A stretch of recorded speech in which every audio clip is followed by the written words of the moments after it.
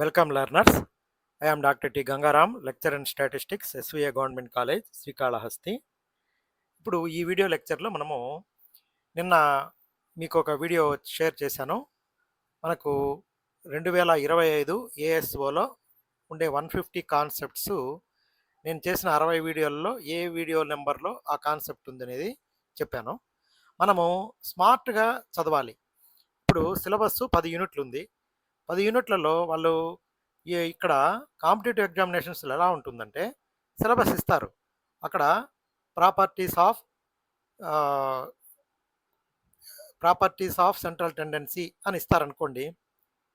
అక్కడ సెంట్రల్ టెండెన్సీకి సంబంధించి what are the characteristics of a ideal central tendency అనేది మనం చూసుకోవాలి. It should be rigidly defined, it is based on all values, it should be useful for further mathematical manipulations, it should be least affected by sampling fluctuations. ఇలా ఉంటాయన్నమాట. ఇప్పుడు వాడు syllabus బ్రాడ్గా ఇచ్చినప్పుడు మనము ఏది డీప్గా కాన్సెప్ట్ మనకు ఎందులో అడుగుతారనేది మనకు తెలియాలి. ఇప్పుడు ఎలాట్స్ ఆఫ్ డిమాండ్ ఉన్నారు. ఎలాట్స్ ఆఫ్ డిమాండ్లో మనకి ఎటువంటి క్వశ్చన్స్ వస్తున్నాయి? ఇప్పుడు ఇంటర్నేషనల్ ఎకనామిక్స్ ఉంది, ఎలాంటి క్వశ్చన్స్ వస్తున్నాయి? ఇండియాలో భారతదేశ ఆర్థిక పరిస్థితి, ఇండియన్ ఎకానమీ అంటున్నారు, ఎటువంటి క్వశ్చన్స్ వస్తున్నాయి? వాళ్ళు ఇచ్చిన సిలబస్లో మనం చూసుకున్నామంటే ఎలా చూసుకోవాలనేది ఎక్కువ సిలబస్ అన్నా ఉండొచ్చు, మనం తక్కువ చూసుకునే అవకాశం అయినా ఉంటుంది. అందుకే మనం ఏం చేయాలంటే, అంటే నా పద్ధతి ఇది, నా method of attempting an examination and succeeding అనమాట. ముందు ప్రీవియస్ క్వశ్చన్స్ పేపర్స్ బాగా స్టడీ చేసి ఏది ముఖ్యమైన అంశాలు మనము దాన్ని బాగా గుర్తించాలి.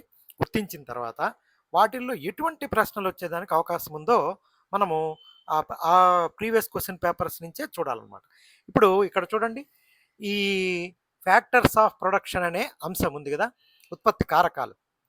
ఈ ఉత్పత్తి కారకాల మీద మొట్టమొదటి క్వశ్చన్ వచ్చింది.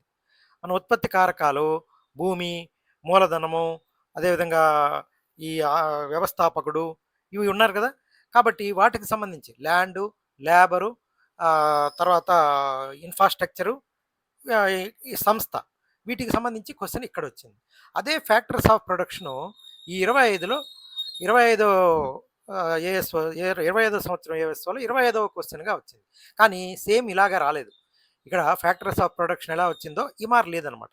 అంటే ఈ కాన్సెప్ట్లో ఈ క్వశ్చన్ 1 టైప్లోనే అడగచ్చు, క్వశ్చన్ 25లోనే అడగచ్చు. నేను మీకు ఇప్పుడు ఈ 22 ఆ క్వశ్చన్ పేపరు మొదటి క్వశ్చన్ నుంచి 149 ఉన్నాయి. ఒకటి ఎందుకో డిలీట్ చేశారు. అది 149 కాన్సెప్ట్లు డిస్కస్ చేస్తాను. కానీ మీరు ఇప్పటికే స్మార్ట్ వేలో అంశాలు ఐడెంటిఫై చేయండి. అటువంటి అంశాల్లో ఎటువంటి క్వశ్చన్స్ వస్తాయో చూసుకోండి.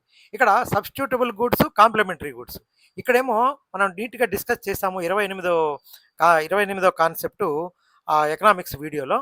అక్కడ కాంప్లిమెంటరీ గూడ్స్ సంబంధించిన ప్రైసు, క్వాంటిటీ, వాటి మధ్య ఎలా రిలేషన్షిప్ ఉంటుంది, అవి ఎలా సబ్స్టిట్యూట్ చేస్తాయి, ఎలాస్టిసిటీ ఆఫ్ డిమాండ్ని అనేది మీద వచ్చింది. ఇక్కడ ఇంకొక రకంగా వచ్చింది అనమాట. అలాగే ఇన్కమ్ ఎఫెక్టు, ఇన్ఫీరియర్ గూడ్స్, ఇది క్వశ్చన్ 3, ఇక్కడ క్వశ్చన్ 27. కాబట్టి ఆ 27వ క్వశ్చన్ ఏదో మనం ఆల్రెడీ డిస్కస్ చేసాం. ఈ రైట్స్ ఉండే 2025లో ఉండే క్వశ్చన్స్ మనం డిస్కస్ చేసాం. ఇప్పుడు నేను ప్రిపరేషన్కి తయారవుతా ఉంటే అక్కడ అడిగింది కొంచెం మార్పు వస్తుంది, కానీ ఇన్నర్ కాన్సెప్ట్ అయితే ఒకటే. కాబట్టి మనం జాగ్రత్తగా ఈ ఎలాస్టిసిటీ ఆఫ్ డిమాండ్ గురించి వస్తూ ఉంది. అంటే ఎందుకు ఇవి చేశానంటే, ఎకనామిక్స్లో మొత్తము ఉండే సిలబస్లో మనకు 32 అంశాలు ముఖ్యమైనవిగా ఉన్నాయి.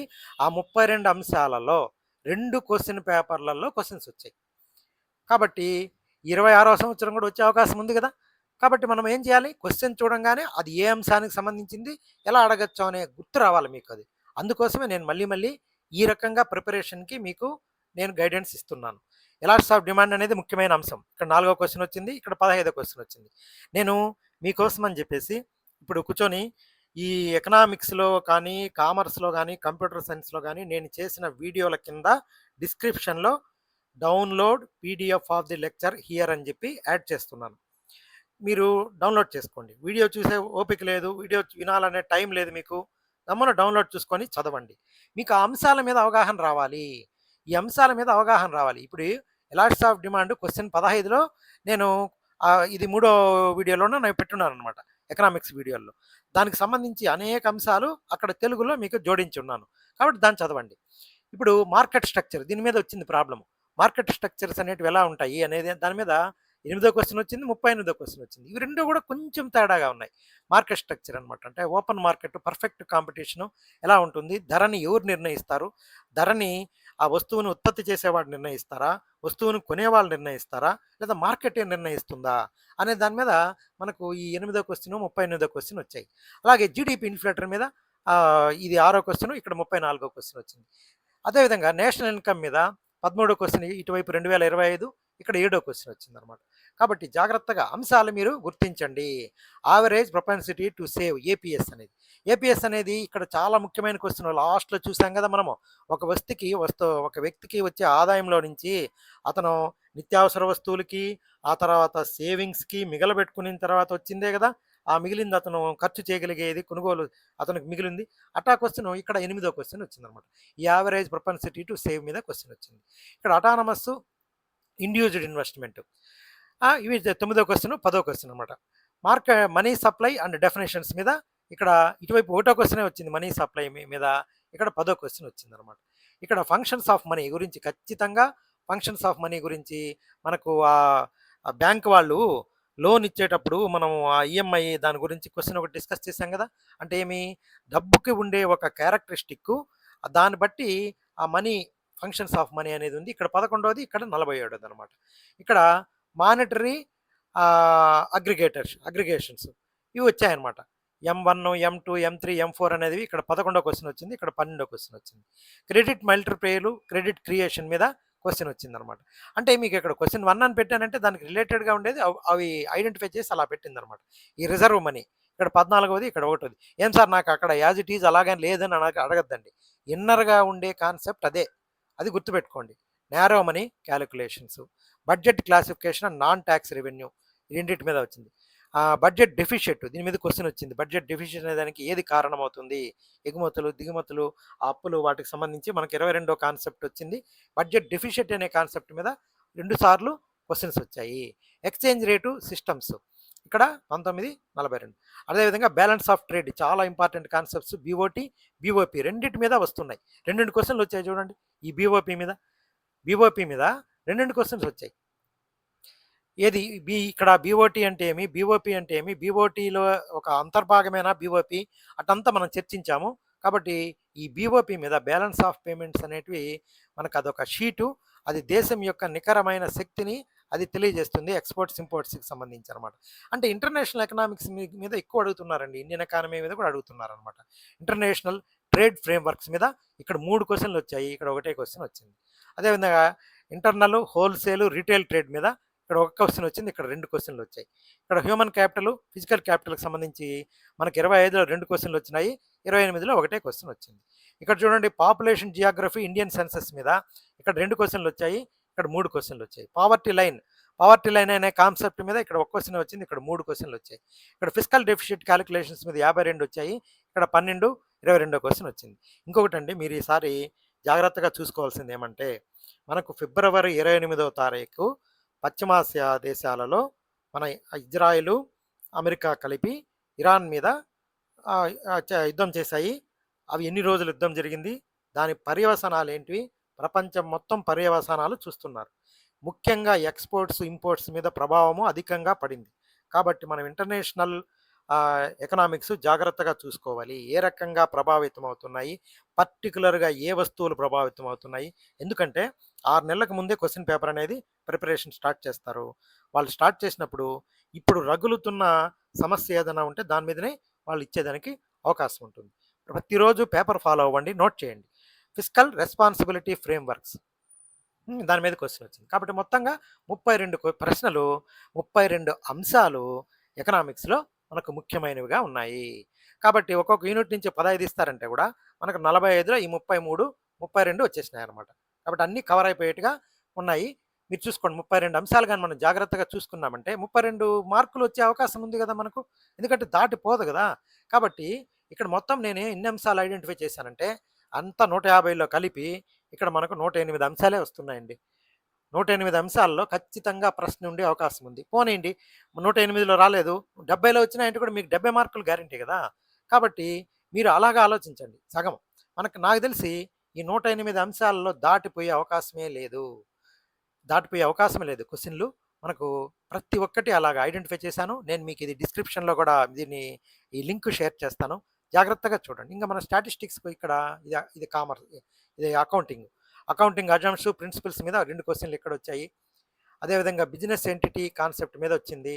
మనీ మెజర్‌మెంట్ కాన్సెప్ట్ మీద మొత్తం అకౌంటెన్సీలో 13 కాన్సెప్ట్‌లే వచ్చాయి. 13 కాన్సెప్ట్‌లు వచ్చాయి. 2 చోట్ల అవే వస్తున్నాయి చూడండి. ఒక్కోసారి రిపీట్ అయింది. ఇప్పుడు 54 3 చోట్ల వచ్చున్నాయి చూడండి. 54వ ప్రశ్నకి సంబంధించిందే ఇది. ట్రేడ్ బ్యాలెన్స్, పోస్టింగ్ అనేది.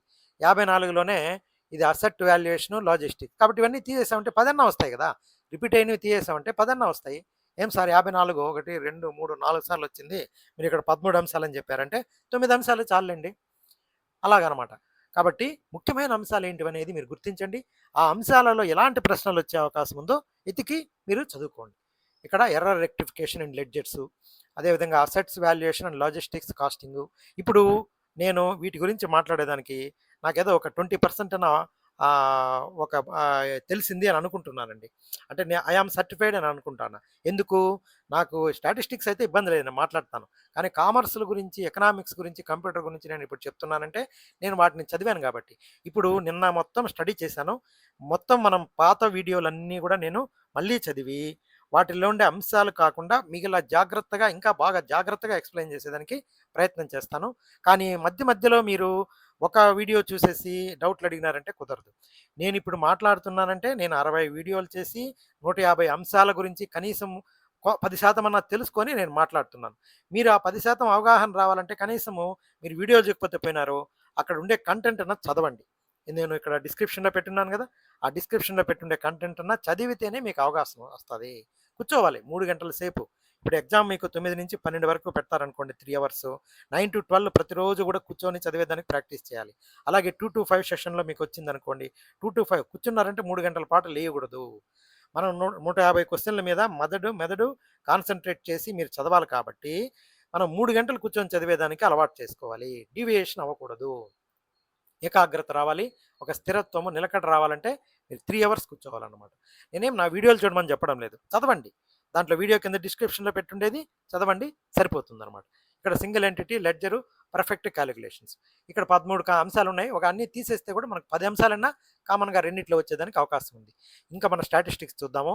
Curl Pearson coefficient, Spearman rank correlation coefficient, regression line, analysis of variance, అదే variance analysis and across categories, inter class correlation matrix, sampling distributions, exact density functions, bivariate pairs, Laspeyres index number, అదేవిధంగా Paasche index number, ఫార్ములాలన్నీ నీట్‌గా ఇచ్చేస్తున్నానండి. మీరు ఒకసారి చదువుకున్నారంటే సరిపోతది. అన్నీ కూడా ఫార్ములాలు చక్కగా ఇచ్చున్నాను. పీడీఎఫ్‌కి అన్నిటికి కూడా నేను ప్రతి ఒక్క వీడియోకి పీడీఎఫ్ యాడ్ చేస్తాను. టైమ్ సిరీస్ ఇది ఇండెక్స్ నంబర్స్ మీద దండిగా వచ్చున్నాయి. టైమ్ సిరీస్ మీద దండిగా వచ్చున్నాయి. ప్రతి కాన్సెప్ట్ అండి. క్వార్టైల్ డిటర్మినేషన్ Q3 కనుక్కోమని చెప్పి ఇచ్చారు. 116 ఇచ్చారు. ఇక్కడ 90 ఇచ్చారు. రేంజు, మీన్ అబ్సల్యూట్ డీవియేషన్ అంటే ఏమి? అదేవిధంగా క్వార్టైల్ డీవియేషన్ కోఎఫిషియంట్సు, అదేవిధంగా standard deviation, relative variance checks అనమాట ఇవి. ఇవన్నీ మనం చేసాం. Mean variations, relative spread ratios, partition values మీద, central tendencies AM, GM, HM మీద క్వశ్చన్స్ వచ్చాయి. అదేవిధంగా ఇదండి ఇక్కడ ఏమొచ్చాయంటే మీకు మ్యాచ్ ది ఫాలోయింగ్ అని ఇచ్చారనమాట. లాగర్థమిక్ వేరియేషన్, జామెట్రిక్ మీన్ మీద వచ్చాయి. గ్రూప్డ్ ప్రోగ్రెషన్స్ మీద వచ్చాయి. కంటిన్యూస్ గ్రూప్డ్ మీడియన్ ఎస్టిమేషన్ మీద వచ్చాయి. లీనియర్ స్కేలింగ్ గ్యాప్స్ వచ్చాయి జామెట్రిక్ మీన్‌లో. ఇక్కడ స్పేటియల్ గ్రాఫిక్ టూల్స్ అంటే ఒజీవ్ కర్వ్స్ మీద. ఒజీవ్ కర్వ్ అంటే ఇది దేనికి సంబంధించండి ఇది? ఒజీవ్ కర్వ్‌ను ఉపయోగించి మనము మీడియన్ కనుక్కోవచ్చు. లెస్ దాను, మోర్ దాను, క్యుములేటివ్ ఫ్రీక్వెన్సీ కర్వ్స్ ఎక్కడైతే ఇంటరాక్ట్ అవుతాయో అక్కడి నుంచి ఒజీవ్ కనుక్కునే దాని మీద వచ్చింది. తర్వాత mid range calculations, mid range inter quartile range. Inter quartile range అంటే ఏమి నథింగ్ బట్ క్వార్టైల్ డీవియేషన్ అది. Medians, mid range calculations, medians from even numerical databases. Median మనకు ఈవెన్ వాల్యూస్ ఇచ్చినప్పుడు మనం ఆ మధ్యలో ఉండే 2 విలువలకి మీన్ తీసుకుంటాం కదా, అదనమాట. ఎంపిరికల్ ఫార్ములా మీన్ మీడియన్ మోడ్కి సంబంధించి ఫార్ములాలు వచ్చాయి. అదేవిధంగా కంటిన్యూస్ మోడల్ గ్రూపింగ్ అప్లికేషన్స్ అంటే మోడల్ కనుక్కునేదానికి కంటిన్యూస్ మోడల్ గ్రూపింగ్ అప్లికేషన్స్ వచ్చాయి. యూని మోడల్ ఉన్నప్పుడు ఏ రకంగా స్క్యూనెస్ ఉంటుందనేది ఇక్కడ వచ్చాయన్నమాట. వీటి గురించి అన్నీ మళ్ళీ మనం డిస్కస్ చేద్దాము. నేను ఈ 2022 క్వశ్చన్ పేపర్ చేసేటప్పుడు ఈ అంశాల ప్రకారమే నేను మీకు డిస్కస్ చేస్తాను. కాబట్టి చూసుకోండి, కొంచెం పేర్లు ఏదో కొత్తగా వింతగా వచ్చినట్టుగా ఉన్నాయి. ఇబ్బంది ఏం లేదు. మనము ఇన్నర్ కాన్సెప్ట్ ఏందనేది తెలుసుకుందాము. మొమెంట్ షిఫ్ట్ ట్రాన్స్ఫర్మేషన్ అది ఇక్కడ మీకు చెప్పాను కదా, నేను ఇది కాన్సెప్ట్ మీద చేయలేదండి అని. ఆరిజిన్ టు మీన్ అనమాట. మీన్ మీద ఆరిజిన్ ఎఫెక్ట్, స్కేల్ ఎఫెక్ట్ రెండే ఉంటాయి. ఇక్కడ పీకెడ్నెస్, కుర్టోసిస్ సంబంధించి బీటా 2కి సంబంధించి క్వశ్చన్ అడిగాడు. బౌలెస్ కోఎఫిషియంట్ ఆఫ్ స్క్యూనెస్ నుంచి అడిగాడు. మనకు కుర్టోసిస్కి ఒకే మెజర్ ఉంది, మొమెంట్స్ మెజర్. అదే స్క్యూనెస్కి మనకు కార్ల్ పియర్సన్ మెజర్ ఉంది, బౌలేష్ మెజర్ ఉంది, మొమెంట్స్ మెజర్ ఉంది. 3 మెజర్లు ఉన్నాయి. మళ్ళీ వాటిల్లో కూడా మనకు ఒకసారి మోడ్ ఇల్ డిఫైన్డ్ అయితే మనము PSK1, PSK2 అనమాట. Mean minus mode by standard deviation ఒకటి వాడతాము. 3 into mean minus median by standard deviation, ఈ 2 ఫార్ములాలు వాడతాము మోడ్ ఇల్ డిఫైన్డ్ అయినప్పుడు. బౌలెస్ కోఎఫిషియంట్ ఆఫ్ స్క్యూనెస్ మీద రూట్ మీన్ స్క్వేర్ వేరియేషన్స్, అంటే ఇది sigma. Root mean square variation అంటే అది స్టాండర్డ్ డివియేషన్ అండి, దానికి సంబంధించింది అది. కాబట్టి linear origin dependency and standard deviation, ఇది effect of change of origin and scale అనమాట. కంటిన్యూస్ గ్రూప్డ్ పర్సంటైల్ పొజిషన్స్, ఇది D3 P90, ఇది పార్టిషన్ వాల్యూస్లో వస్తుంది. ఇది టైమ్ సిరీస్ వేరియస్ మనకు టైమ్ సిరీస్లో కాంపోనెంట్స్ ఆఫ్ టైమ్ సిరీస్ ఉన్నాయి కదా, ట్రెండ్, తర్వాత seasonal variations, cyclical variations, irregular variations, వాటి మీద ప్రశ్న అనమాట. కాబట్టి ఆ రకంగా మీరు చూసుకోండి. ఇక్కడ ఇదేదో వేరే కొత్తగా ఉంది పేరు, ఇది అడ్వాన్స్డ్ వైడ్ స్క్రీన్ డీకంపోజిషన్ అంట. 64వ ప్రశ్న ఏదో వచ్చింది, రేంజ్ మీద ఏదో వచ్చినట్టున్నది, రేంజ్ ఏదో తెలీదు. అంటే ఇదేమన్నా ఇండెక్స్ నెంబర్స్ గురించి ఉండొచ్చు. ఇక్కడ modal fits differences, rolling functions via moving averages, ఇది 119వ question. Trend lines via semi averages, frequency table generation, primary secondary lags, అదేవిధంగా పాలిగాన్ మీద కర్వ్ అట్రిబ్యూట్స్ మీద వచ్చింది, స్కేల్ డైమెన్షన్స్ మీద వచ్చింది, పాపులేషన్ క్యారెక్టరిస్టిక్స్ మీద క్వశ్చన్ వచ్చింది, పాపులేషన్కి ఎలాంటి లక్షణాలు ఉంటాయనేది, probability versus non probability sub sampling మీద, కాంబినేషనల్ ప్రాబిలిటీస్ వాటి మీద క్వశ్చన్ వచ్చింది, 106వ question. Dice axioms of probability మీద వచ్చింది. మనకు ప్రాబిలిటీ డెఫినేషను చిన్నవే అడిగారు, కానీ ఈసారి కొన్ని క్వశ్చన్లు ఒక్కోసారి డీప్గా కూడా అడిగేస్తూ ఉంటారు, జాగ్రత్తగా చూసుకోవాలి. ప్రాబిలిటీ వచ్చినప్పుడు నెగిటివ్ మార్కింగ్ ఉంటుంది కాబట్టి ఖచ్చితంగా మీకు ఆన్సర్లు తెలిసినప్పుడే అటెంప్ట్ చేయమని ఆ వీడియో చేసినప్పుడు కూడా చెప్పాను అనమాట నేను. Sample size, minimum bounds for confidence, ఇక్కడ sampling project selection, conditional probability, Bayes rule కూడా ఇచ్చారండి. బేస్ రూల్ అనేది కన్ఫ్యూషన్గా ఉంటుంది, కండిషనల్ ప్రాబిలిటీ అనమాట, టోటల్ ప్రాబిలిటీ. ఇది పై చార్ట్ మీద ఇచ్చారు. Coefficients of quartile deviation, sample asymmetry gaps, probable error మీద క్వశ్చన్ గ్యారంటీగా వస్తుందండి. కార్లేషన్ కోఎఫిషియంట్, దాని యొక్క సిగ్నిఫికెన్స్ టెస్ట్ చేసేదానికి ఈ ప్రాబిలిటీ ఎర్రర్ వాడతారు. సీజనల్ ఇండిసెస్ మీద వచ్చాయి. మొత్తం 59 కాన్సెప్ట్ల మీద మనకు వచ్చినాయి. కొన్ని రిపీటెడ్ ఉన్నాయి, దీంట్లో రిపీటెడ్ ఉన్నాయి. ఇప్పుడు అదేమనేనంటే ఫిషర్ ఇండెక్స్ నెంబర్ అనుకోండి, Fisher index number ideal index number. Fisher index number క్యాలిక్యులేషన్లో it is geometric mean of Laspeyres and past years అనుకోండి. ఫిషర్ ఇండెక్స్ నెంబర్ అడిగినప్పుడు ఈ మూడింటి మీద 3 సార్లు ఇచ్చినట్టుగా రిపీట్ అయ్యింది అనమాట. కాబట్టి ఒక రిపీట్ అంతా తీసేస్తే ఒక 50 కాన్సెప్ట్ల మీద స్టాటిస్టిక్స్లో వస్తున్నాయి. ఒక 4 కాన్సెప్ట్లు ఇవి రిపీట్ అయినాయి. మీకు కంప్యూటర్లో మనము కొంచెం జాగ్రత్తగా చూసుకోవాలి. రాము 2 చోట్ల వచ్చింది. అడ్వాన్స్డ్ క్యాచీ సిస్టము రెండిట్లో అడిగాడు. క్యాచీ అనేది సిపియుకి దగ్గరగా ఉండే క్యాచీ, అది వేగంగా పర్ఫామ్ చేస్తుంది కానీ కాస్ట్ ఎక్కువ అవుతుందని చూసాం కదా. ఇక్కడ కామన్ ఫార్ములా మ్యానిపులేషను, ఇది మ్యాక్సిమము కౌంట్కు సంబంధించిన ప్రశ్నలు వచ్చాయి. అబ్జాల్యూట్ రిలేటివ్ సెల్ రెఫరెన్స్ మీద క్వశ్చన్స్ వచ్చాయి. కానీ నాకు ఈ సంవత్సరము కొంచెం అనుమానంగా ఉంది. మనకు కంప్యూటర్ కాన్సెప్ట్స్ ఎక్సెల్ ఇవ్వకుండా ఒకవేళ ఏమైనా ఆర్టిఫిషియల్ ఇంటెలిజెన్స్ ఇట్లాంటివి ఏమైనా యాడ్ చేస్తాడేమో మనం చూసుకోవాలి జాగ్రత్తగా. ఇప్పుడు వర్తమానంలో కావాల్సిన స్కిల్స్ ఇలాంటివి అనేది పరీక్షిస్తారు. కాబట్టి మనము 108 కాన్సెప్ట్లు ఐడెంటిఫై చేశాము. ఒకవేళ రిపీటెడ్ అంతా కూడా పోతే కూడా ఒక 100 అంశాలు ఉన్నాయి. 100 అంశాలు మనకు చదువుకొని 100 క్వశ్చన్లు కానీ దీంట్లో మనకు వచ్చాయనుకోండి, సబ్జెక్ట్లో 150కి 100 తెచ్చుకోగలిగినామంటే నెగిటివ్ మార్కింగ్ లేకుండా ఇంక ఉద్యోగం గ్యారంటీగా వచ్చేస్తుంది. కాబట్టి మీరు జాగ్రత్తగా చదువుకోండి, కాన్సెప్ట్ ఐడెంటిఫై చేయండి. నేను రేపు ఎల్లుండో ఈ 2022 క్వశ్చన్ పేపర్లో ఉండే కాన్సెప్ట్స్ మీద వీడియోలు ప్రారంభం చేస్తాను.